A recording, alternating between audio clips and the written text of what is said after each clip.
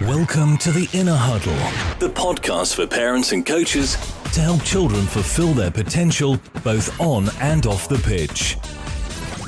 Hello and welcome along to the Inner Huddle Series 2, Episode 7.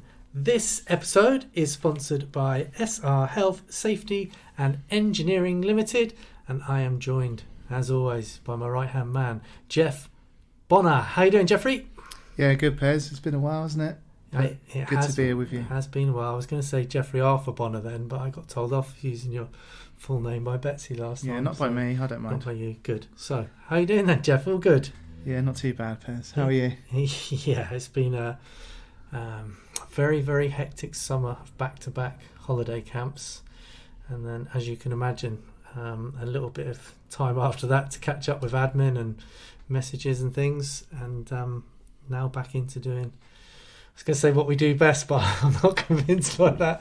But back to doing the podcast, which sort of had to be put on hold for a couple of weeks. We're not too far behind, are we? Not too bad, but you have climbed a mountain in there somewhere as well, haven't you? I did manage to get away and climb Ben Nevis with the family, which was very nice. Yeah, so had the holiday camps, which were full on for all age groups, and then had a weekend off. Went away, climbed a mountain, and then back to it. How's things? All things Wessex? Yeah, good. We're looking forward to getting our season started. It was supposed to start for us on Sunday, but the game was postponed, out of our control. So, game a week on Sunday, get Loughborough away. Just realised we've still got the rooms set up for 3 maybe, or when we had the Zoom call. So I keep having to look over my right shoulder to look at you. It's always good planning on my part. Yeah. Right, shall we crack on with the questions? For those who might be unfamiliar, and goodness knows why you'd be unfamiliar with it, I mean, where have you been? But if you are unfamiliar with the podcast, this series we've been asking for parents and coaches to send in questions via our social media platforms for us to answer. Quite randomly. In fact, so random, you've had your questions less than an hour, Jeffrey. Yeah, and I've made some extensive notes in that time, haven't I? You've made some extensive notes. Well, I like it when you don't make notes, because it's good to bounce off you being just off the cuff. Freestyling, yes. I have actually done a few notes this time, and hopefully it won't sound too scripted. So between us, hopefully we'll bounce off each other okay. Right, question number 1. With only a limited amount of time for my child to practice, do you think he is best off practicing his strengths or his weaknesses? Jeffrey. Because you've asked the question, you come straight to me, haven't you? Yes. That's how it works, I think. I've written down there's no blueprint. Mm-hmm. And we did do a podcast with John Farnworth on freestyle probably a few years back, didn't we? Yeah. And he talked about a flow state that he likes to get into, and that can kind of be training just on the edge of what he can and maybe can't always nail 100% of the time, and I think that's a really good place to get to as often as you can, and it's quite an art and a skill in itself to get into that flow state. I think it's called a purple patch of learning sometimes, isn't it? I've read that in a book, or you've probably mentioned book, it. Yeah. And you'll know when you're in that flow state because you kind of lose track of time, and then suddenly you look up and 2 hours have flown by. So I think it's great to practice the things that you can't do as much as you can, but it's also quite good for your confidence to rehearse and repeat the things that you can do and make sure you can nail it kind of 100% of the time under pressure. Agree. I think the danger with children is they tend to only practice the things they can already do. So you have to keep an eye on that. And to a certain extent, that's great. Certain strengths might be a child's superpower. It might be the thing that separates them from the rest, maybe not even now, but in the future. And it is good to double down on those things. Sometimes, if if a child is excelling, or anybody is excelling at one particular aspect, you might only need to reach a level of competence in other areas. For example, if you're a magician with your right foot, you might only need to practice to get your left foot to a competent level because your right foot's genius. But having said that, there definitely has to be a balance between the two. I guess with this question is they're asking what do you do if you haven't got that balance? Where does your focus go? I suppose you could alternate weeks of when you're practicing on weaknesses and strengths. I did write about it in my book, Geoff, as you can imagine, and I had a little look at it and I picked up this quote that's in the book. It says, "If you're Wonder Woman, then be Wonder Woman. Don't try to be Aquaman." So that's a great quote. It made me chuckle when I read it. I don't think it was one of mine. I think I lifted it from somewhere. But I like that. So yeah, if you do excel in some area, if you're an attacking player and your strengths are dribbling and maybe creating chances, then okay, perhaps you're not going to spend hours improving your heading ability and your tackling or jockeying. So I do understand training your strengths is important, but not to the detriment of not becoming competent in other areas.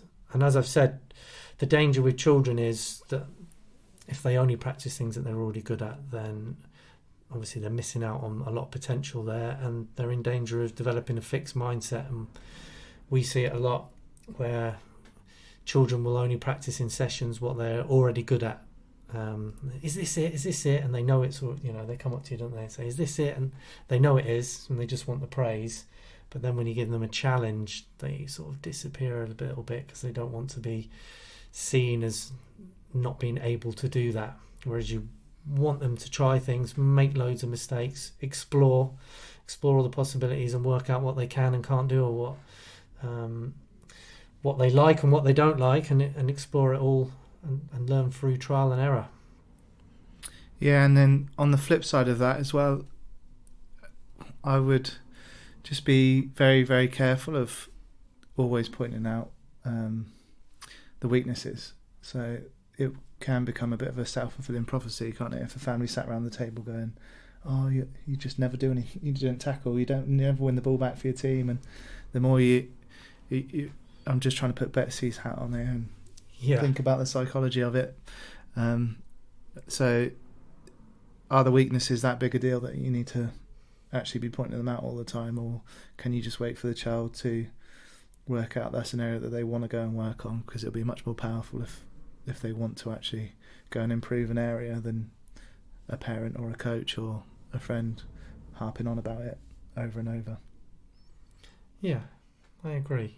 An obvious one would be to improve. If you've got a strong foot and a weak foot, then a child really should be trying to improve their weak foot. But again, maybe only to get to a competent level, so not to the detriment of practicing things that they are really strong at.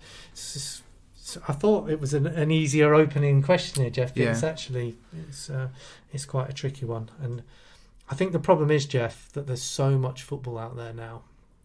There's teams, your traditional leagues, your elite leagues, you've got franchises, soccer schools, shadow squads, foundations, development things, the list is endless. And if your child's into football, the chances are they're going to be going to a few of those different things, which doesn't often leave a lot of time for them to practice on their own or at home, just through time constraints or energy levels, or opportunity. So if you do get that opportunity, I understand the question, what they're best concentrating on.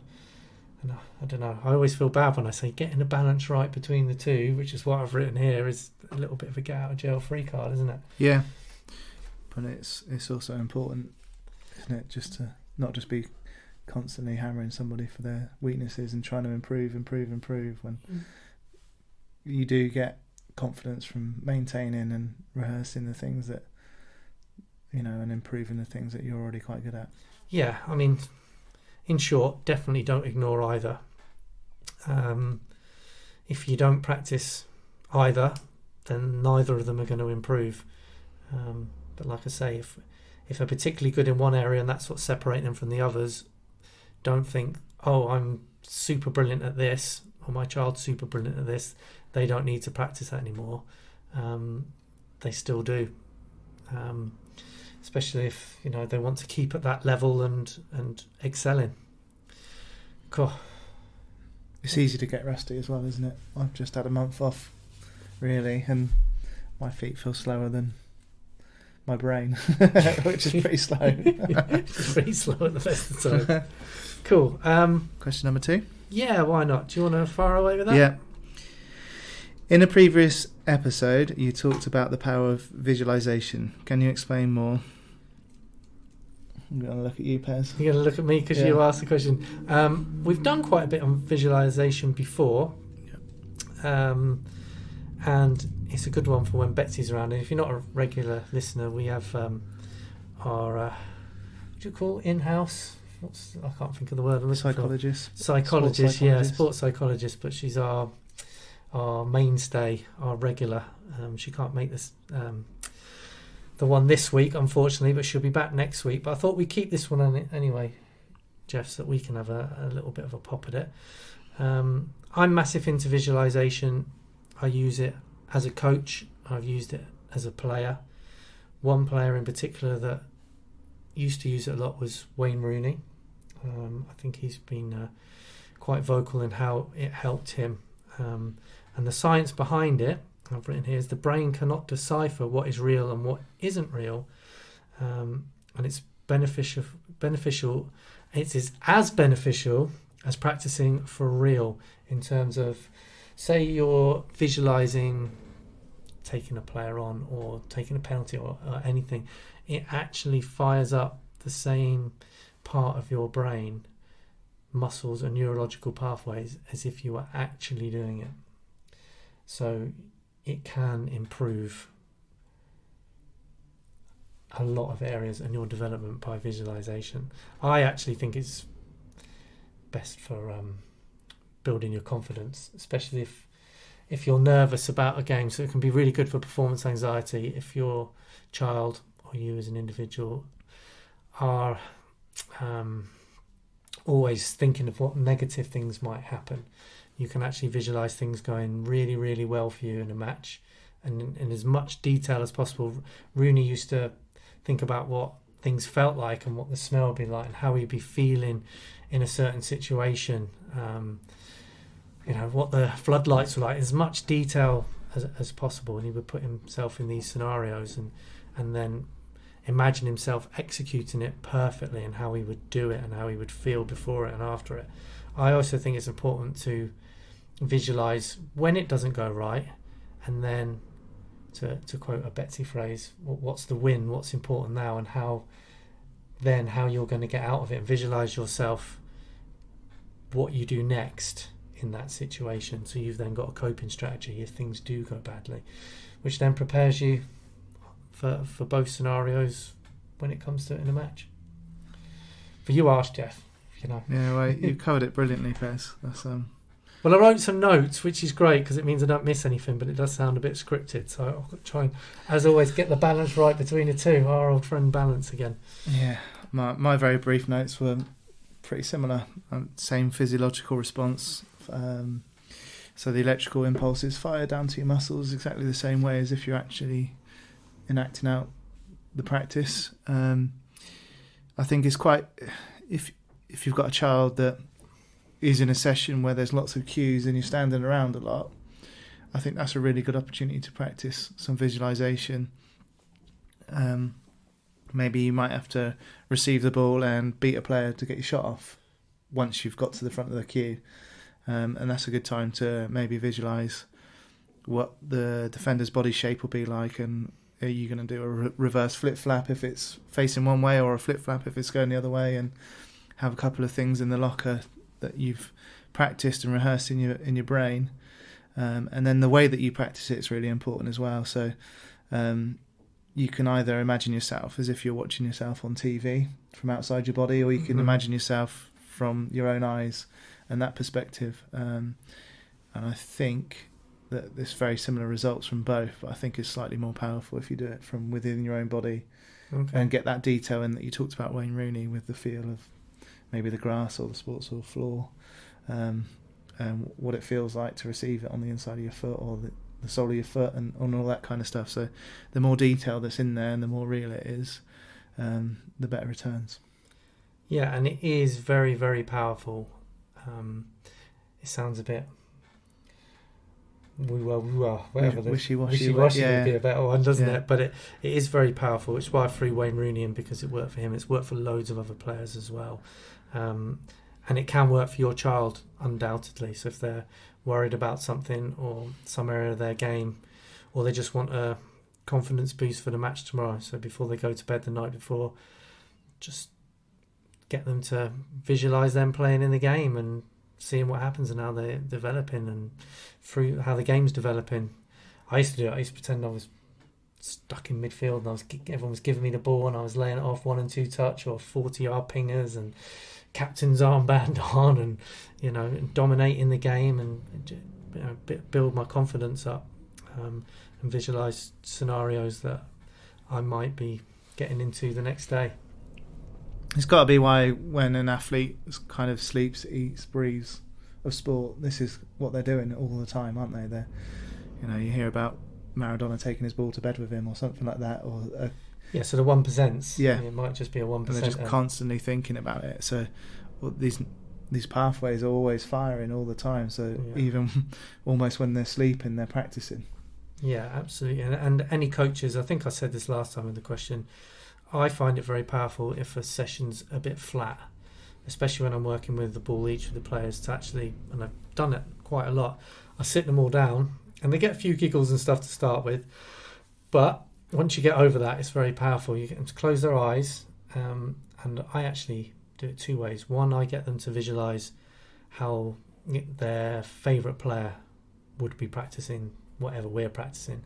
So I say, think how they're moving, think how they look with the ball, they got their heads up, are they looking like they're keen, what's the tempo like, etc., whatever I'm trying to get into them. So let them do that for a while.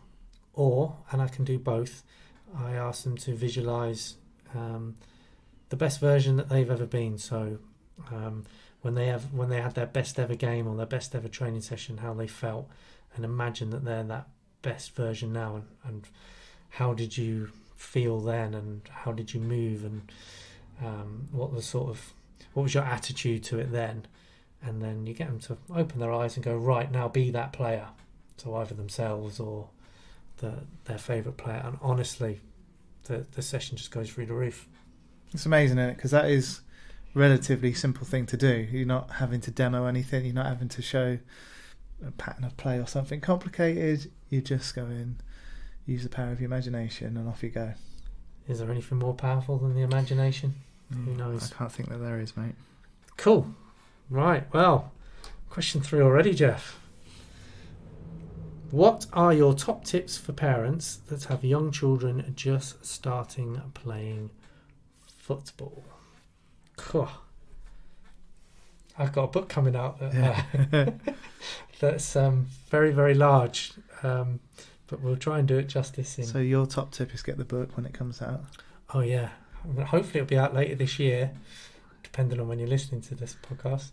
So don't worry, I'll let everybody know, Geoff. My extensive note says, play, ball, ball. And I think should we move on? I mean, it's as simple as that for me. So all about the ball from a very early age.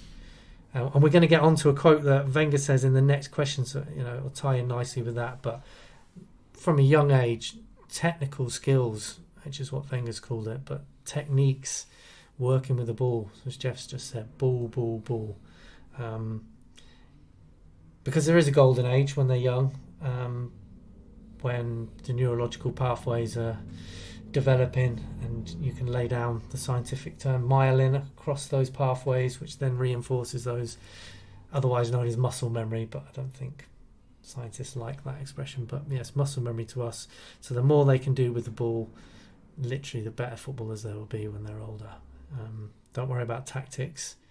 Ball. Thanks, Geoff. We'll need a T-shirt with that on. Ball. In terms of a team, obviously somewhere that they're safe, having fun, and definitely learning new skills. Like I say, not about tactics. And I've put here, not a team that puts pressure on children with an overemphasis on winning and recruitment. Should be about developing what they've got in that team and having fun. And if you are looking for a team, you can't go wrong with a nice little village team run by nice people that really look after the kids and do stuff in the evenings with them and at the weekends, and where there's nice friendship groups to be made, and that the kids don't feel like if they don't win at the weekend or don't play well, they might recruit someone from some other team to take their place. It's just a shocking environment for children to develop as footballers and as people. So having fun, safe, learning new stuff, and don't worry about winning. Yeah, I mean that point about the winning, and we've been to loads of tournaments with very young teams at times, and there'll always be like one super team, and all the parents are walking around going, "Oh, they're really well drilled. But like, I'd rather take a group of individuals that love the ball and express themselves and try things, and maybe don't win that tournament for the next 10 years as my team, than the team that's been really well drilled, and probably if they are recruiting, and it's probably got a 12 to 18 month shelf life, and then it'll be a completely new look team in that period, and with kids, your child might not even be there, or it won't be their mates that they were started out with in the first place. So or your child might just say, this isn't fun anymore, and want to quit the game. So it is very important. Going back to your point, I think you need to make the choice whether you like that style of glory team and possibly winning, which is very short-term success. So you might get a lot of adulation, praise, nice feelings, social media posts, etc., but that is at the detriment to the long-term development. And therein lies the problem, because everyone likes that, don't they? Yeah, we all do. I liked it when I was a kid, and I like it with my son. You know, I understand it and I get it, but you have to be aware that probably these well-drilled teams, and not all of them, because it is possible to do both, but a well-drilled team that knows the tactics and where everyone's is on a pitch and where they should be and combining, probably is to the detriment of their individual technical development, which is what they're going to really need if they want to play at the highest level or simply just fulfill their potential. And we all know where we should stand and what to do when we get older, don't we? Go into any pub when England are playing and you'll hear everyone shouting out, should do this, should do that. We're all experts. We know a defensive line and all the jargons of playing through the lines and dropping deep and the press and counter press, and we know it all. But the reason we're in the pub watching the football and not on the TV playing the game at that level is because we're not good enough technically with the ball. So you going back again, sitting on the fence a bit, you have to get the balance right. You have to learn the game, but also learn your tool of the trade, which is the ball, and how to move as well. And there's so much goes into it. Yeah, that's got quite deep for a question. It has got quite a young deep, child just starting to play football. I just can imagine the person that sent that in now started scribbling some notes and then just throwing the pen and going, it's a bit too deep. I just wanted to know where. Let's go and play tennis instead. Yeah, let's go and play tennis. So, apologies for that, but it's something that we are very passionate about, isn't it, Geoff? And getting that bit right. Well, we've seen so many children with potential get it spoiled by the wrong choice of team, which on the outside looks like a good choice of team because they're winning things and they're well drilled and the training might look good, but there's not enough contact time with the children and the actual ball, and there's not enough mistakes being made because these places tend to be a mistake-free culture, which means their learning is actually being capped and stifled, and they're not going to go on to fulfil their potential. Although they might win a few tin pots and a few medals along the way, so it might be enough for everybody. I don't know. Can It's your confirm choice. a bias short term, can't it? Rather than looking at the long term project. I shouldn't call it a project, but the long term Development. Yeah, of the child. Yeah, depends what you want. Do you want your child to be 16, 17, 18 and the best player they could possibly be?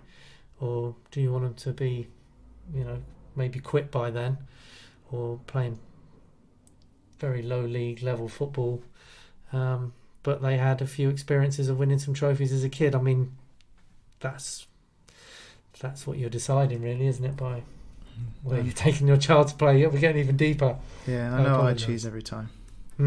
I know what I would choose every time. It does all boil back to somewhere safe, where having fun, learning new skills and making friends. And I know there'll be people there who go, I want more than that for my child. I've been told they're really, really good. But honestly, everything needs that foundation. Whether they're going to be the next Wayne Rooney or just play local football, those things will hold them in the best stead possible. Goodness. Oof. I think I need a drink after that. I don't mean this water. Right, who's asking what now, Geoff? I'm on question number 4. You're on question number 4. Go on then, hit me with it. I saw a quote from Arsene Wenger about technical skills that you sent out. I'm guessing that's on social media, Pez. Yeah, this is directed at me, yeah. Please, could you elaborate more on the subject? Okay.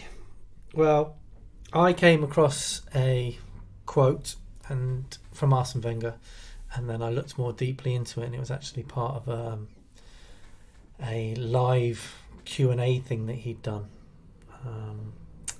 with the guy who does Talk Sport now. I can't remember his name. But so I listened to a little bit more than just the quote. But basically, the quote is this. He said, "If you have no technical skill at 14, you can forget it. You will never be a football player." Okay. So I would just sent that out as part of a wider email, but I did include it in there just to re-emphasize the importance of technical ball work and ball mastery, because our topic at the moment is what we call core skills and ball mastery, and sometimes we call it brain gym and footwork and fast feet and all sorts of other things, but it's basically ball mastery, isn't it? A movement mastery. So I use this just to emphasize the importance.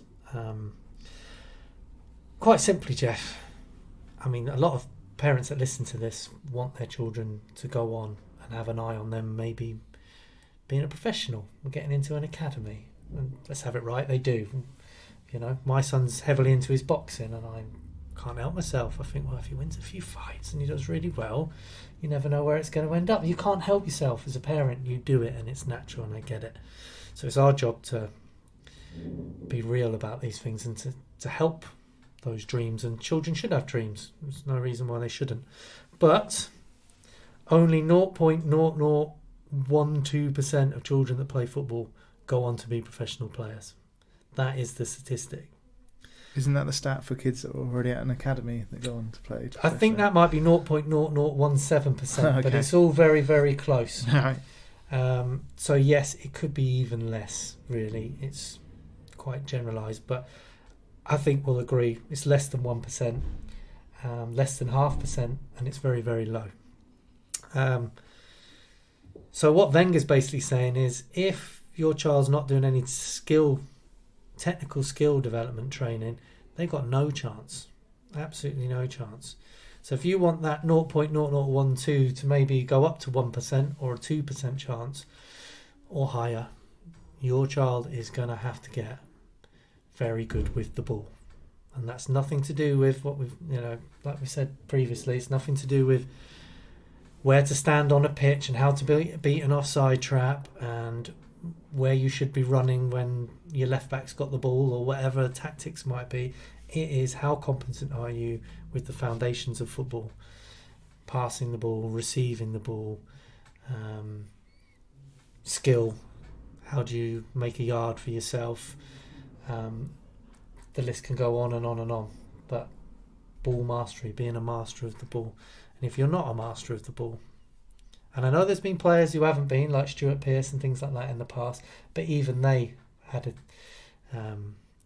the basics to a very, very elite level of what they did, passing and receiving basically. And obviously Pearcey liked to tackle, but would Pearcey survive in the modern game now with it being so quick and fast? I don't know.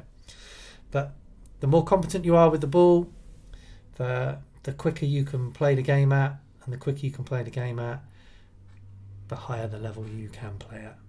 It's dead simple. So unfortunately, if your child's in a team or teams where technical skill development and ball mastery and movement mastery and individual work is ignored, well, not ignored, I don't like saying that, but dismissed. Not even dismissed, it's probably even worse. I don't want to say like it's done on purpose, but there might not be enough time. But if there's not enough time for that work, your child will not go on to fulfill their potential. And even if people can say, well, it worked for my child and they became a player at this level, then they probably could have played 1 or 2 levels above that. So if they played in League 1, they probably could have played in the Championship or the Premier League or for their country. And if they played for their country, they could have gone on maybe to have been, a Messi or Ronaldo. Who knows? There's always levels you can go up. And ball mastery is undoubtedly, and movement mastery, because kids need to learn how to move with a ball, is undoubtedly the foundations, give you them the biggest platform possible to go on and achieve. I don't like going on about pro cards, but achieve and fulfill their potential, and give them a chance at any dream that they might have at least. But I get it. If a team is under pressure, which most teams are nowadays, by the way, they're under pressure to win a game at the weekend, their training all becomes about what happened in the last game, what did we do, what didn't we do, and what are we going to do in the next game. So the focus becomes very, very narrowed for team training. It's all about the last game and the next game, and how they're going to put things right, or how they're going to build on what they might have done already that's positive, and how are they going to win their next game. And that might change depending on the opposition, who's available, lots of different factors might come into it, but it's still a very narrow window. Last game, next game, what we're going to do about that now. And there's just not enough time to work on players' individual weaknesses and strengths. It's all about the team and organising the team. And if that's the case, your child will not honestly fulfil their potential unless they can get that from somewhere else, the individual stuff, or practice on their own. It might sound a bit harsh. There might be a few people that don't like that because their child might be nearing 14 now and think, well, we've never done it. But it's never too late. You can always improve, especially when you're still young. Any age. I started when I was quite old with the ball mastery, and it certainly improved my game and got me to the next level. Gone deep again, haven't we, Geoff? Yeah, and I think Wenger's really talking about when he said you'll never be a footballer, or whatever the quote was. He's really meaning Premier League and international players, isn't he? So yes, yeah. I mean, I didn't start doing any ball mastery until I was in my mid-20s, I don't think. Yeah, no, it's the same, but that's one of the reasons I do what I do, because I think, if only. Yeah, but you can still make a massive difference to your movement mastery, your quick feet. There's so much you can do, even at a later stage, isn't there? Well, look at Ronaldo. Probably still practices his ball mastery. He certainly was at Manchester United and Real Madrid, from what I understand. Constantly looking to improve. It's a bit like boxing training. I like my boxing analogies. And I try to use the analogy with the kids as well, whereas a lot of boxers will do things like skipping training. So I'll say to the children, you never see a boxer in a professional fight with a skipping rope in the ring. It's not part of the game, but they do it because it helps them to stay up on their toes, gives them rhythm, bouncing on the soles of their feet. I mean, I'm not a boxing expert, but it's all to do with movement, being able to adapt quickly because you're up on your toes. We need to get a specialist boxing coach in, really. But they do it to help them improve an aspect of their game, so that when they get in the ring, they're a better boxer. So some of the ball mastery might not look like it's something you would use in a game, but it is helping an aspect. It might be quickening up your feet, firing up neurological pathways, getting your body used to using both feet, getting your body used to shifting its weight quickly from one side to the other and back again, which is very, very important for most sports. And that will then in turn help them move better, build their confidence, give them touches of the ball, and that will help them be a better footballer, even if they're not actually using that thing in a match. Does that make sense, Geoff? I don't know if I've explained that very well. It does to me, but yeah, we talk about it all the time, don't we? Yeah, we're in it, and we've been in it for a long time. But I do like the boxing analogies. They do the speed bag, they do heavy bag, they do pads. They freestyle, so they shadow box. They do a lot of kind of the same theories as we do. And I know people might be going, well, that's an individual sport. Well, hold the front page. Well, the expression is, football's an individual sport as well. I don't care what anyone says. It's a team sport in the fact that those individuals are combining together to try and win a game of football. But it is an individual sport in terms of the better you are as an individual, the more likely you are to help your team, and the higher level that you are going to end up playing at one day. Have I gone too deep, Geoff? I don't like to upset people. Yeah, but whatever level you end up at as well, I always enjoyed playing in a team that had the ball more than the opposition. Yeah. So if you're made up at whatever level of a group of players that aren't technically very good, then you're not going to enjoy your game as much because you're going to have less of the ball and you're going to be spending it running, making recovery runs and chasing shadows, aren't you? I'd rather be in a team that's got the ball more than the opposition. So yeah, and it's not about learning flip-flaps and things like that. I think Jamie Redknapp came out with something live on Sky the other day about called a flip-flap a flip-flack. He did call the flip-flap a flip-flack, but his point was a lot of coaches are teaching the flip-flack when they should be teaching players desire and commitment and things like that. And he's right. That is a massive part of the game, because children won't get to a level unless they've got a desire. But teaching a flip-flap and things like that, I'm going to go off piste a bit here, but it's you have to teach them something, don't you? You have to engage them with something so that they can get contact time with the ball, and you have to let them express themselves. So you might do flip-flaps and things, but I don't care if any child I have ever taught the flip-flap to never, ever, ever uses it in a match, because it's not about that. It's a bit like I've just said with a boxer practicing on a speed bag. He's not going to stand there and try and do the speed bag motion against someone's face in a boxing fight, but they practice it because it increases their hand speed and their movement and their confidence, etc., etc., etc., and so on. So we do teach the flip-flap and things like that, but not just so that it's used in a match. I was going to go somewhere with that and I've forgotten. But anyway, as soon as I mentioned Jamie Redknapp, I diverted. But anyway, we have gone really, really deep on that.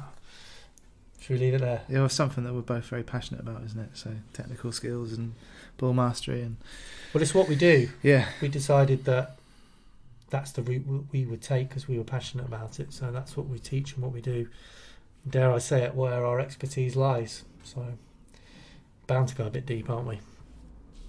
Cool. I hope that's answered the poor person's question. I've lost now. Is it me? I don't mind reading it, as you've just done a lot of waffling. I did do a lot of waffling. You can see how I wrote a book. Question number 5. Go on. My son plays for his local team and used to really enjoy it. A lot of the players from his team now play for a Saturday team as well. and they have started to make fun of my son for not being good enough, as they are all now in an academy. Can you offer us, his parents, any advice to help him?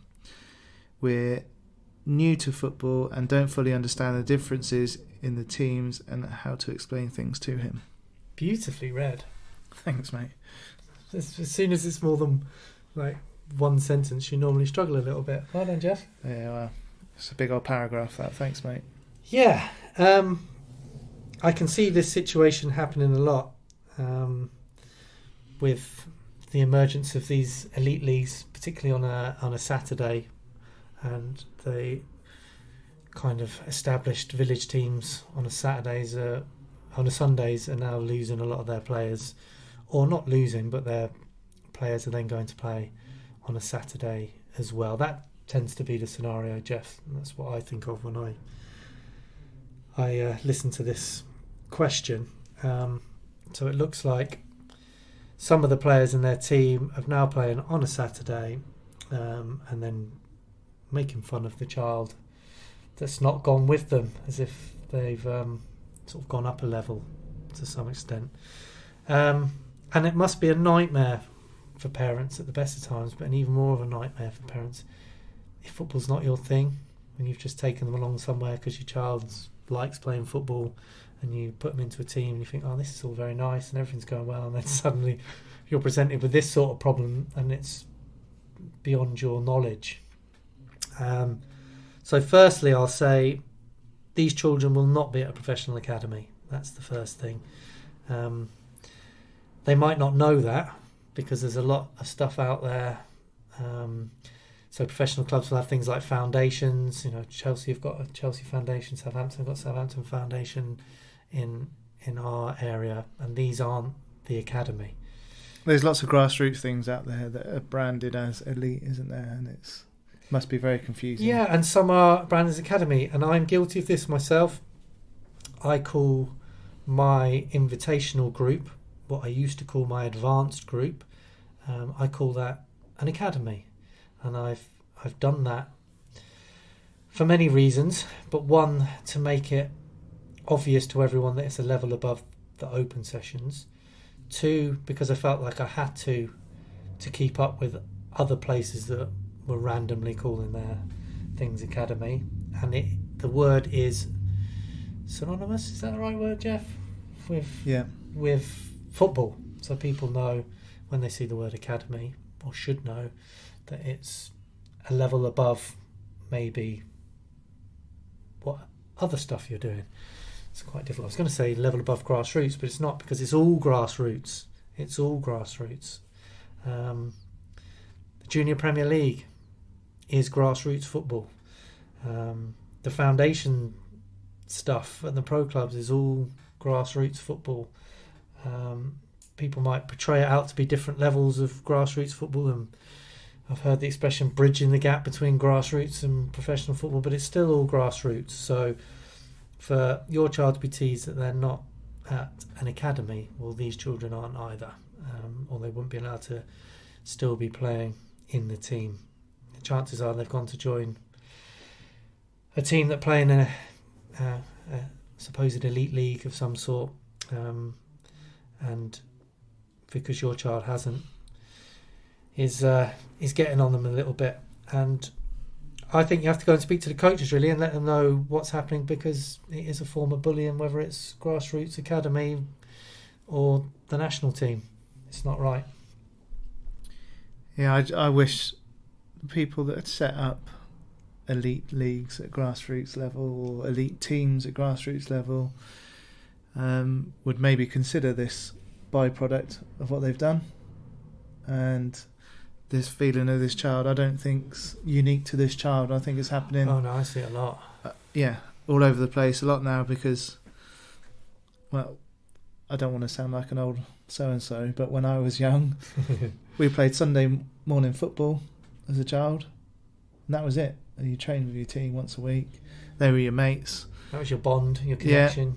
Yeah. And if someone moved a team, it might be because they've moved areas or they got more friends in another team, but it was pretty much you played with your team from under 9s all the way through to under 16s. Yeah, and they were your mates. It's what Yeah. you did. It was your identity as well, a little bit of the club you played for. 100%. It was part of who you were. Especially if it's connected your to a culture. village and it was your village. Yeah. You know, it's such a lovely thing.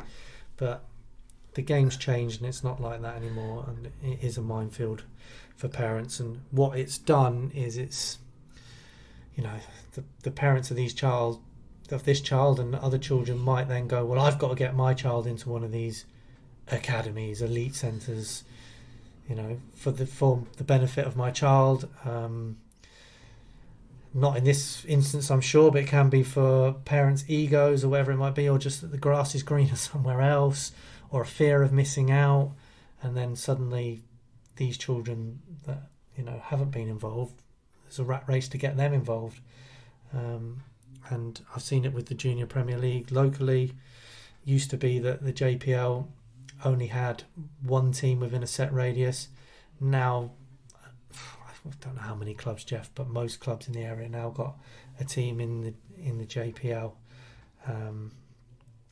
and so it's become a little bit of a rat race and to win games, because if a team's in that league and they're not winning games, then players are going to leave because there's different options out there now.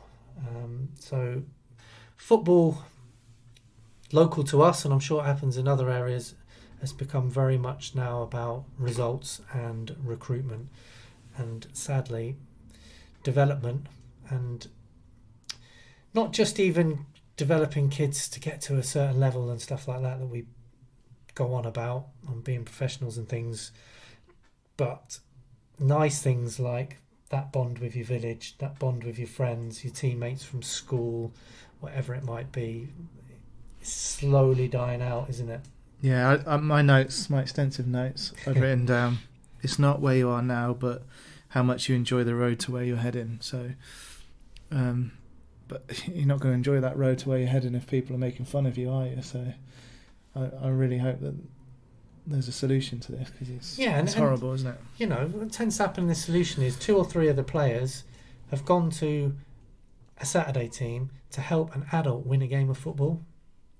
I'm going to put it bluntly. And to help the other adults win a game of football that are watching because they want to win. And this poor kid's kind of been left behind, but it might be that those kids that have been then gone to Saturday team are only going to help that team win because they're a lot older than the child. They might be born September, and the child that's been left behind smaller, less developed, because they're almost a year younger in the age group. Might be something like that. But the kid that's been left behind might have the most potential, and that poor child now might go, well, I'm not good enough. No one wants me to play in their elite team on a Saturday. I'm not good enough. I'm going to go and find something else to do that I might be good at. And the amount of potential that's being lost out there now is frightening. So my advice is keep your child there where they enjoy it. Speak to the coaches, because we don't want any sort of bullying or anyone feeling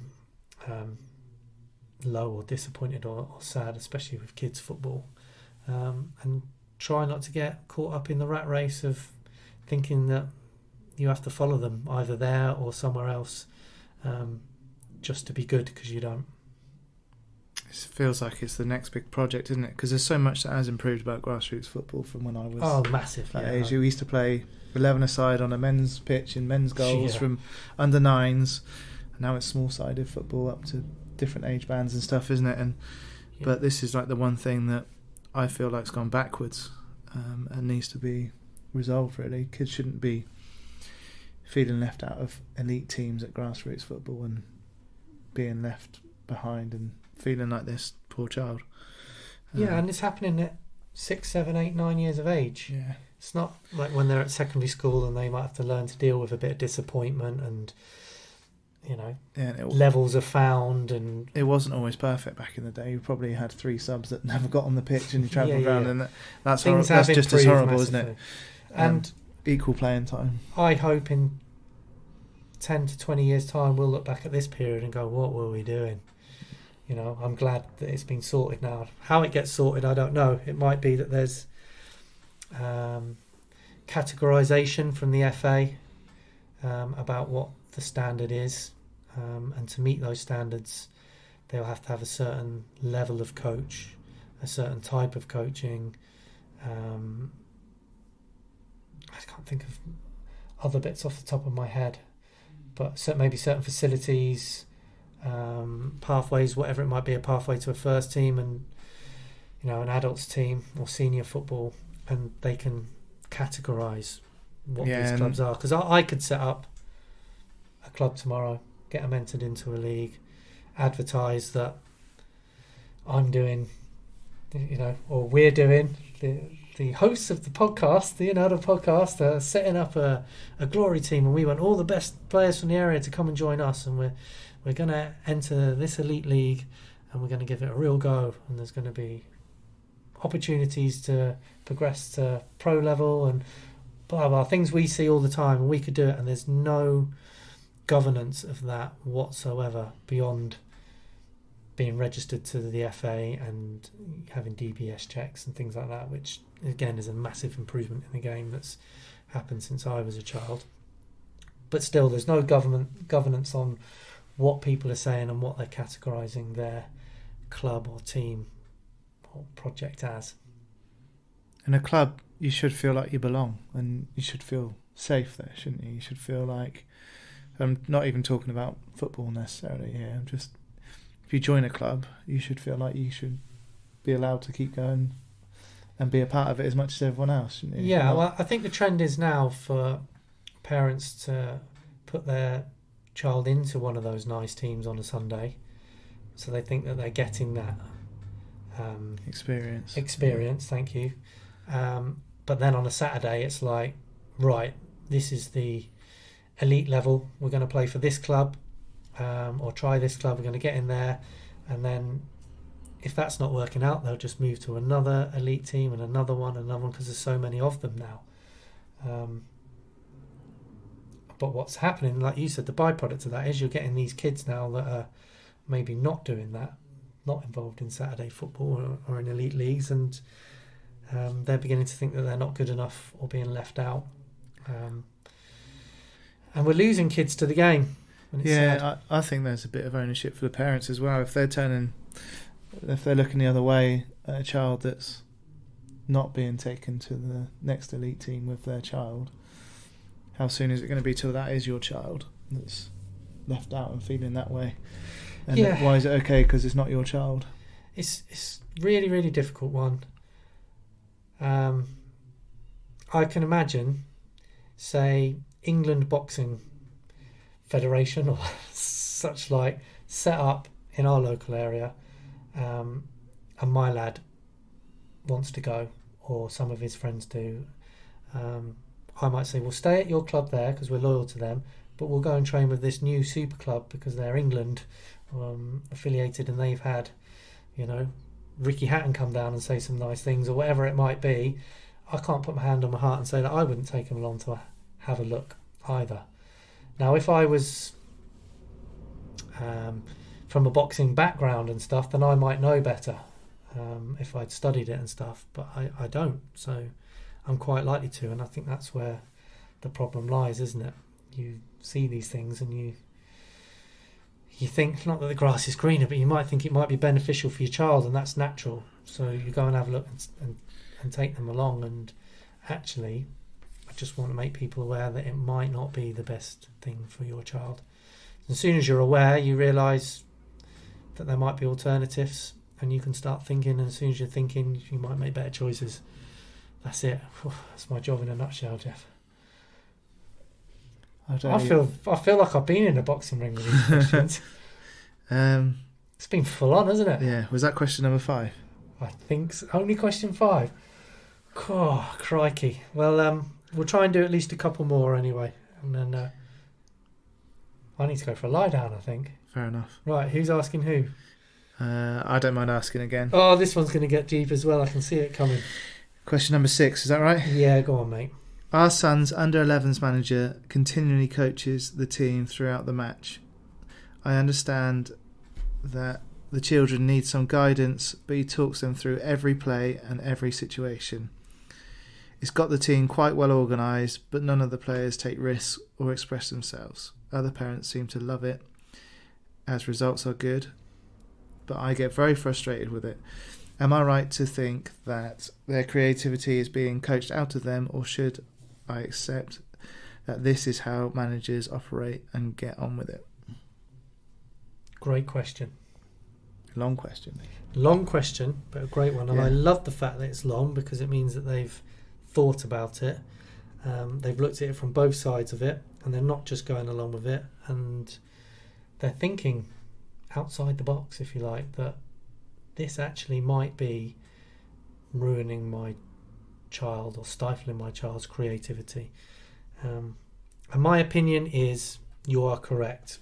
This type of coaching, if it's constant and continuous and every decision is being taught through and the children are being told what to do, when to do, how to do it, and at what times, how to react, then there is no room for creativity, no room for making terrible decisions. And unfortunately, to make good decisions and natural and reactive decisions, you have to make a load of terrible ones. But that's what kids football should be about. Kids trying things, making mistakes, and then the best coaches are the ones that then guide them from those mistakes, if the child hasn't learnt by themselves from those mistakes, which often they do, by the way. So you can just point them in the right direction. Or if your team's making lots of mistakes as a coach, you then think, well, I know what I'm going to do in my next training session now. I'm going to help them all together as a group. Oftentimes, trying to coach and improve players and a team, the actual match is not the best time to do it. Training. It's called training and practice for a reason. It's because that's where you practice things and you train and you develop. And some of these managers think that they have to be in control of everything, don't they, Geoff? Every situation they talk through. It's a bit like Tourette's with some of them. Pop it off. Where could you be now? Pass it. Look inside. Whatever it might be. Play it safe. Keep it simple. Pez, you're making me cringe. Look, I hate it. I hate it. Switch. Look on left wing. Jonty's on. Cross. Shoot. Anything. It's endless. And if your manager's doing that, your coach, and even the parents on the sideline, it is not an environment or an atmosphere that's conducive to your child fulfilling their potential. I'll tell you what, all that's going to happen with a manager like that is the kids are going to end up being clones of that manager. And I don't care if that manager's, even if it's Ronaldo, you still want your kids to have a chance to be better than that coach. And I guarantee that the manager isn't of that level, and you want to give these kids half a chance of fulfilling their potential and being better than the manager. And if these kids are only ever doing and only ever playing what a manager, an adult, sees is the right thing to do, then they're just not. They are not going to fulfil their own potential. I wrote in the book, I'm going to bring up the book again, Geoff, about a time when I got sucked into this. Don't want to spoil the book, but I took a team. It was a new team. I had some new players in there. I think they were probably year sixes, something like that. I wanted to impress the parents. I felt under pressure. I arrived in my van with Pez's Street Soccer and proudly supported by Southampton Football Club and Southampton Football Club badge all over my van. People going, oh, look, the professionals are here and all this kind of stuff. I felt under pressure to win. And I tried to pick the best team in the best positions, and I taught them through everything. And we had a lad playing for us. I'm going to name him because he's old enough now. Reece Sullivan. His dad was a friend of mine, Dan Sullivan, and he was given the ball on the wing and he had his back to goal and his player marking him, and I said to him, pop it off, and he didn't. And I said, pop it off, play it simple, or play it safe, or play the way you're facing, or whatever jargon I might have used, typical manager stuff. And he did a Cruyff turn, so he ignored me. He did a Cruyff turn to get round the player that was marking him too tightly, ran down the wing with the ball, crossed it in, and we scored. And I just thought, wow, if that kid hadn't ignored me, if he'd have done what I did, we'd have kept the ball, recycled it and all that. I'd have felt I've done my job, but I'd never have seen that from that kid, that moment of magic, which it was. It was a really good moment of magic. And to be fair, Reece went on and got signed at a pro club not long after that. He went to Swindon for a while. And he might not have done if he'd have listened to dinosaurs like me at the time saying, do this, do that. If a manager's going to do it, they're best off saying things like scan, get your head up, what can you see, that type of thing. So you're guiding them to make their own decisions. Because I tell you now, there'll be children in, under 11s. There'll be children in that under 11s team that you're talking about in this question. There'll be children that are better or have more potential and see the game differently than the manager that's telling them how to see the game, for sure. And all that'll happen is they'll end up being clones of that person and only ever being as good as them. And you want at least to give them a chance of being better than them. Can't go deep again, Geoff. Can't help it. Again, it's something you're really passionate about. I was stood behind you that day when you shouted. Oh, were you there, Geoff? Pop it off. I didn't realise. And I got to say, I reckon that was the first time I'd ever seen somebody in a coaching role hold their hands up straight away and say, oh, I got that completely wrong. Yeah. And it was a very powerful thing for me to see, because I was only early 20s at the spectrum, mid-20s at the time. Yeah. And I would never have, I probably would never have seen that in my whole life. You it was did down come to watch, yes. Southampton way somewhere, I think. Yes.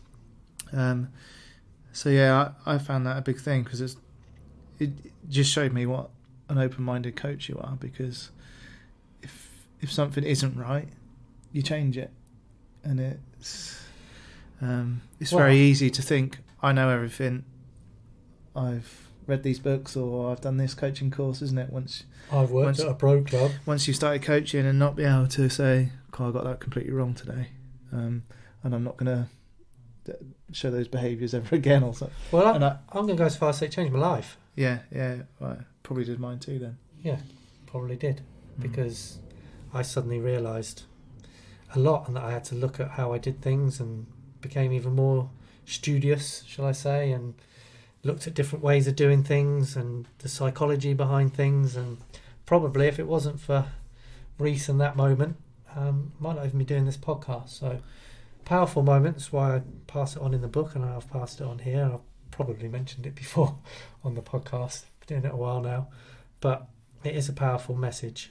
I think he plays in goal now, by the way. Yeah, he does. Yeah.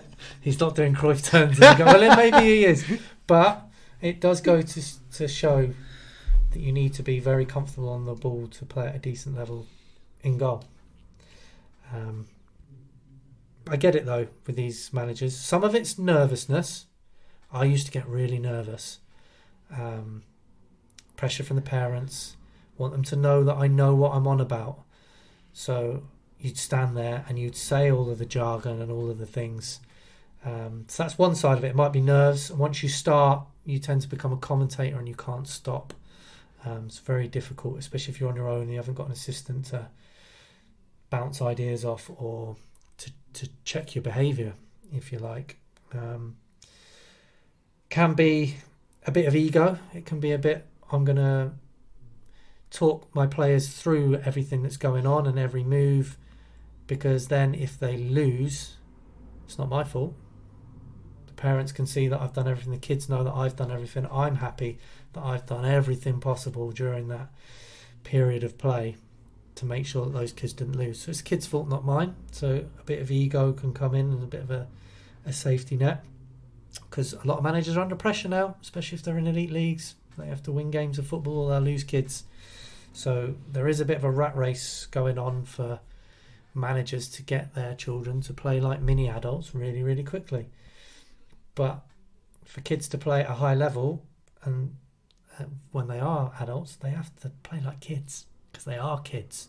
And it's a different game to the adult game, and it's not a rush to get it looking like adult football. They're kids. Kids play like kids. They make childish decisions and then they learn from them. And managing and coaching should be about guidance, not dictatorship. I'm coming out of it today, Geoff. Yeah, you are. I am absolutely spewing it out. From this parent asking, should they accept? I've forgotten even what the question was. A coach I've shouting from forgotten the even what my notes were, Geoff. It's good though, isn't it? It is good. I mean, I wrote here that you're actually coaching. If you're doing that, then the manager's coaching them to be average. And it goes back to what I say. They're just coaching them to make all the same decisions, the same decisions as each other, and the same decisions that manager would make in that position. What you want to be doing is encouraging these children to make their own decisions, rightly or wrongly, and then that's your starting point for what you're going to coach, depending on the individual and the scenario. I've written, we call these managers PlayStation managers, because there is a chapter in the book called PlayStation managers. I think it's actually avoid PlayStation managers. So I've thrown that in there, and they like being in control of everything. But what it does do is it creates, and this is the big kicker, they create a fear of making mistakes, so players don't try things. So if you've got a manager that constantly shouts out and tells you things, you're not going to try anything different. One, you might not want to go against the coach. One, you might think it's unacceptable to go against the coach because they're the boss. And two, you might fear getting told off. So you've got a bunch of kids now, well organised, but they're terrified of trying anything because they give the ball away, or things might not work out, and the manager or the parents or both won't like it. And so you've got this mistake-free culture that's drifted into football coaching, and unfortunately it's mistakes and failure and trying things and experimenting and pushing the boundaries and children exploring what they're capable of and what they're not capable of at that particular time. It's those things, trial and error, that will help a child fulfill their potential. So managers that shout out Geoff all the time are actually taking away those learning opportunities. But I get it, they're under pressure, they've got to win, because if they don't, the two kids that they like or their best player will be playing for their rivals down the road in a couple of weeks or at the end of the season or whatever it might be, and they'll be getting phone calls from parents saying, oh, we didn't win today because of this, that and the other. And it's a mess, Geoff, if I'm honest. It's a bit of a mess. Yeah, so what can we do? What can we do about it other than waffling about it on the podcast? Well, we can educate, yeah, which is why we do the podcast and why I've written a book. I can educate parents, which might help take the pressure off managers. Hopefully coaches will listen to this and the book, or hopefully even work it out for themselves at some point. Yeah, the key bits I've underlined are none of the players take risks or express themselves, and then should I accept this?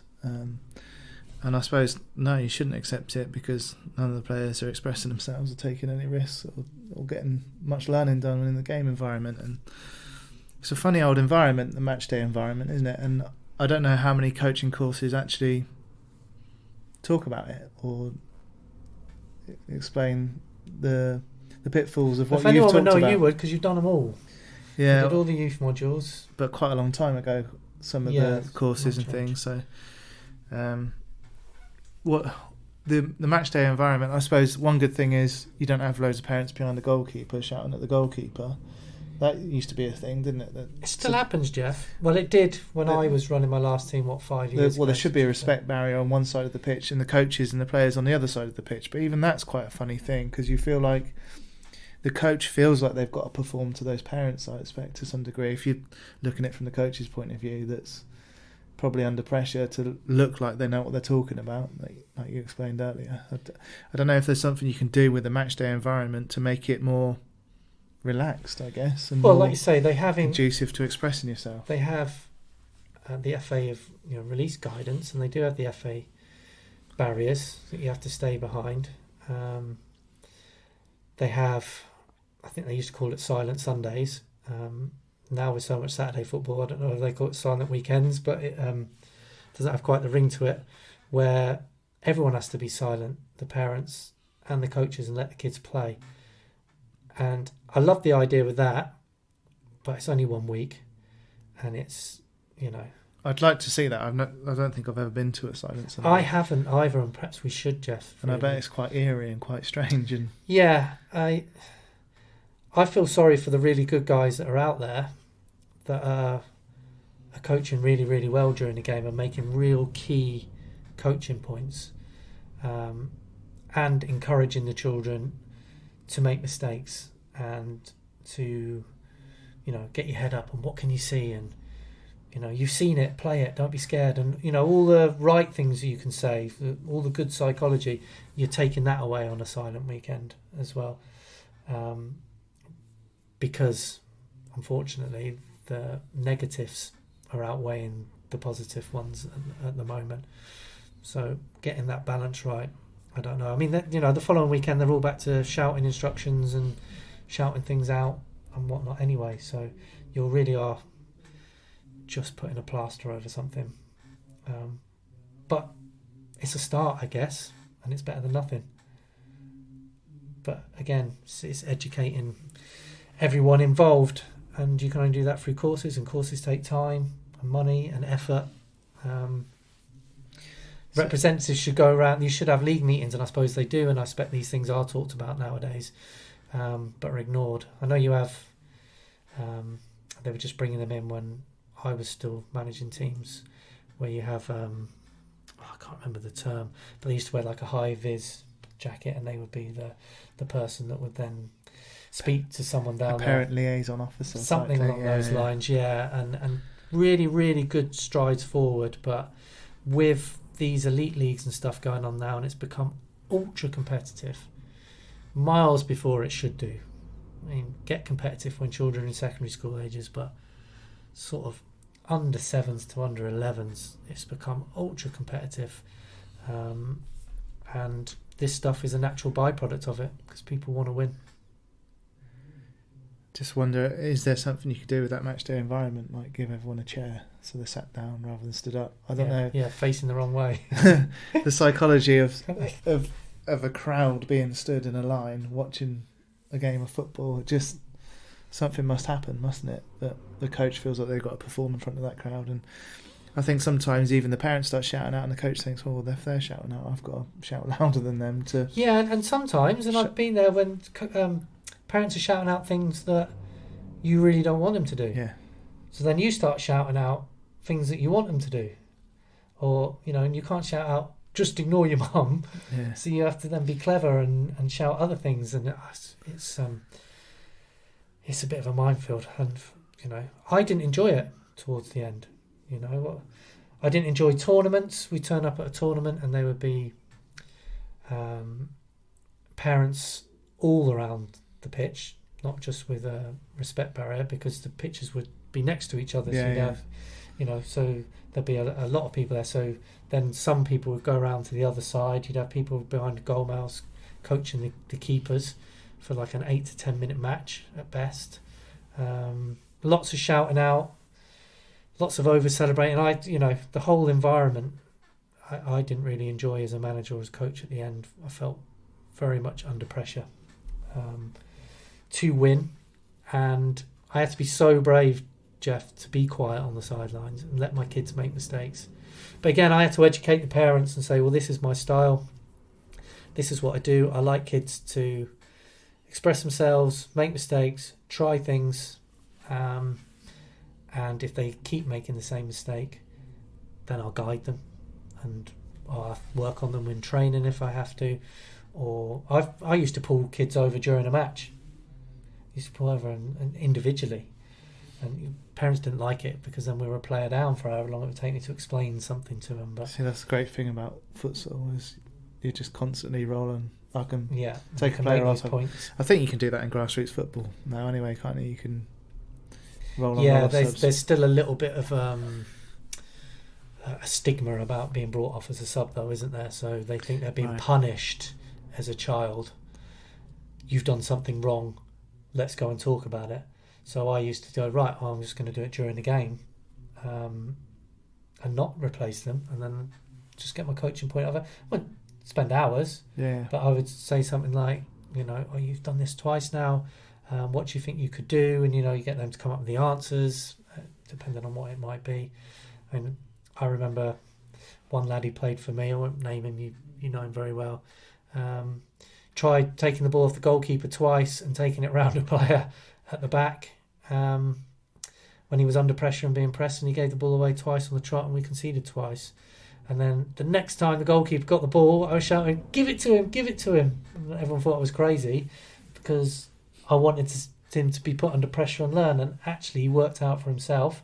He made a better yard of space for himself and then popped it off to someone. Bang, job done. Worked it out for himself. You know,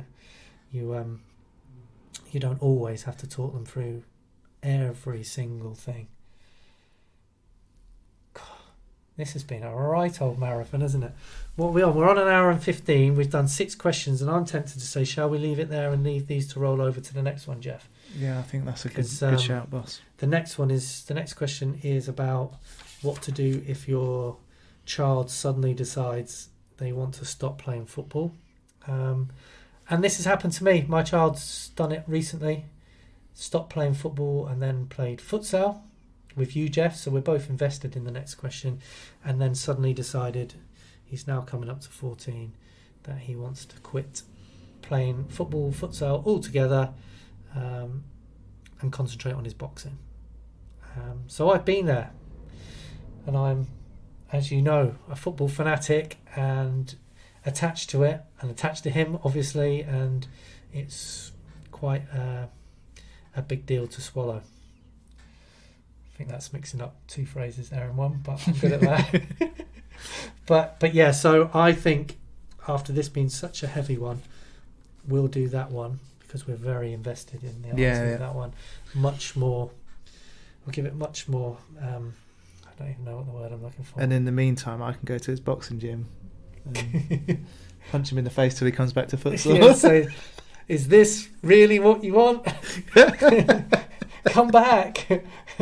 Come back. That'll make him want to come back, won't it? Yeah, you're an absolute heavyweight, no offence. But yeah, justice is the word. We'll do much more justice when it's when Betsy's back and the 3 of us are together. So cool. This has been the Inner Huddle. I'm Pez, and this is Geoff, and we have been sponsored by SR Health, Safety and Engineering Limited, and I really hope you've enjoyed it. And as I always say, football's not that important, but children are. We'll see you next time.